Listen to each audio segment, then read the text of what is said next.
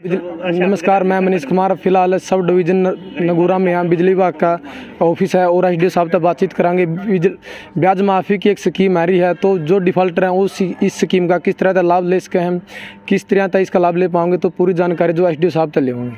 Sir, जो surcharge माफ़ी योजना चल रही है, तो क्या कुछ स्कीम है, किस तरह उपभोक्ता को डिफ़ॉल्टर को बाद में? ये जो सरचार्ज माफ़ी की योजना है, ये हमारे जो भी डोमेस्टिक कंज्यूमर हैं, चाहे वो रूरल के हों चाहे अर्बन के हों, और जो वो डिफ़ॉल्टर ये होने चाहिए 31/12/2021 को डिफ़ॉल्टर होना चाहिए या इससे पहले का डिफ़ॉल्टर हो, चाहे वो अब तक भी डिफ़ॉल्टर हो।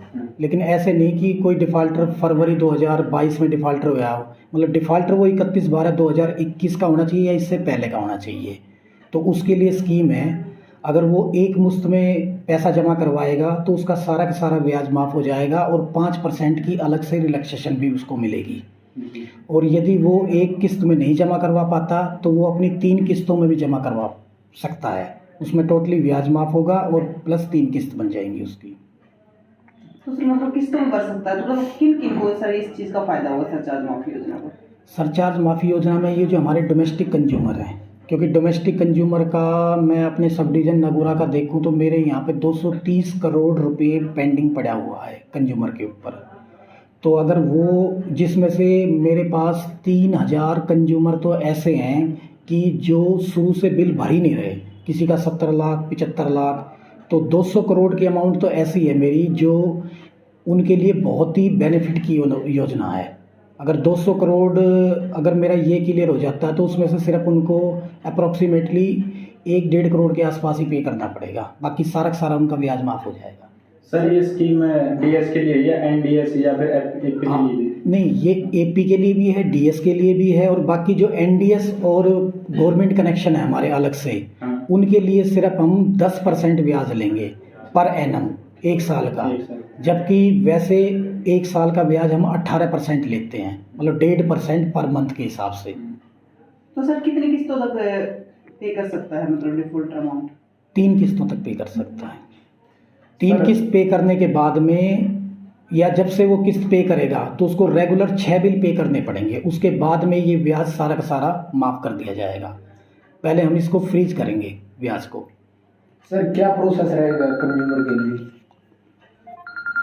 कंज्यूमर के लिए ये है, कोई भी कंज्यूमर यहाँ पे दफ्तर में विजिट कर सकता है। हम गांव में कैंप भी लगाएंगे इसके बारे में, और यहाँ पे जो भी कंज्यूमर कहेगा मेरा इतना है, हमारे बंदे यहाँ पे बैठे हुए हैं स्टाफ, वो इसकी डिटेल निकालेंगे और जितना भी इसका ब्याज माफ़ होगा उसको बताएंगे भी आपका इतना ब्याज निकलता है, इतना आपका ये मूल बनता है। अगर आप 1 किस्त में भरोगे तो आपको इतना भरना पड़ेगा, अगर 3 किस्त में भरते हो तो आपको इतना भरना पड़ेगा।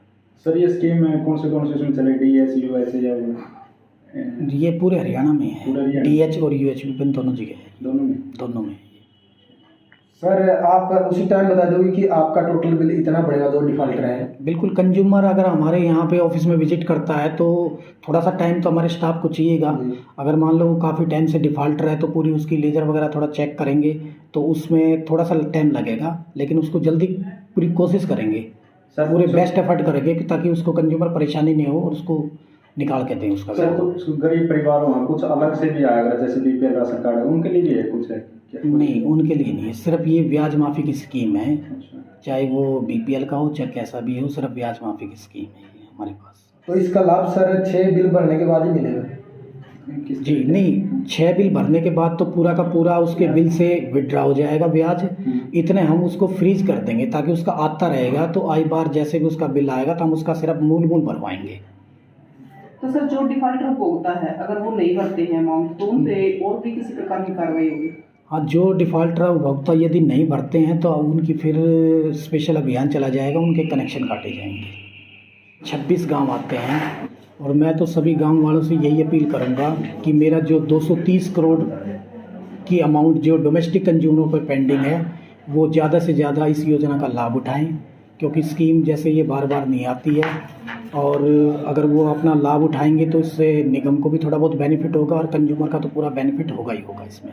सर, एक बार लास्ट डेट दोबारा बताइए। इस हमारी ब्याज माफ़ी की लास्ट डेट 31 मार्च 2023 लास्ट डेट है, क्योंकि हमारे पास सिर्फ ये लास्ट के 7-8 दिन ही बचे हुए हैं, तो मेरी सभी कंज्यूमरों से यही अपील है कि वो ज़्यादा से ज़्यादा इस स्कीम का फ़ायदा उठाएं।